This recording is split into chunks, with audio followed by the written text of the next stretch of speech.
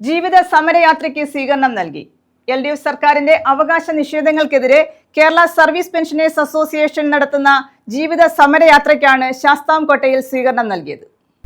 LDF സർക്കാരിന്റെ ദുർഭരണത്തിനും അവകാശ നിഷേധങ്ങൾക്കെതിരെയുമുള്ള KSSPയുടെ ജീവിത സമരയാത്രയ്ക്കാണ് ശാസ്താംകോട്ടയിൽ സ്വീകരണം നൽകിയത്.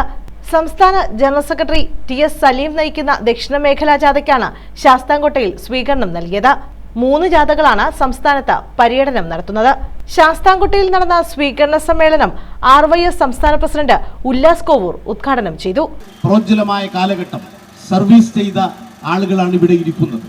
പ്രായമെന്നത് ഒരു ഡിജിറ്റായി മാത്രം കാണാൻ കഴിയില്ല. അത്രത്തോളം പ്രവർത്തനങ്ങളിലൂടെ സമൂഹത്തിന് നന്മകൾ ചെയ്ത് ഭരണകൂടത്തിന് ഏറ്റവും സപ്പോർട്ടീവായി നിൽക്കുന്ന ഒരു ജനതയെ, ഒരു വിഭാഗത്തെ പെൻഷൻ ഔദാര്യമാണ് എന്ന് പറഞ്ഞ് പരിഹസിച്ചവർക്കെതിരായി അതിശക്തമായ നിലപാട് സമൂഹം സ്വീകരിക്കാൻ പോവുകയാണ്. ആ നിലപാട് തിരുത്തുവാനും ഈ തെരഞ്ഞെടുപ്പ് കാലഘട്ടത്തിലെങ്കിലും അത്തരം നിലപാടുകളിൽ നിന്നും പിന്നോക്കം പോകുവാനും ഭരണാധികാരികൾ, ഭരണകൂടം തയ്യാറാകണമെന്നാണ് ഈ ഘട്ടത്തിൽ ഞങ്ങൾക്ക് അഭ്യർത്ഥിക്കുവാനുള്ളത്. ഞാൻ സവിസ്തരമായ കാര്യങ്ങളിലേക്ക് ഒന്നും പോകുന്നില്ല. നമുക്കൊരു കൾച്ചർ ഉണ്ടായിരുന്നു, ഒരു പെൻഷൻ കൾച്ചർ, ഒരു സംസ്കാരം.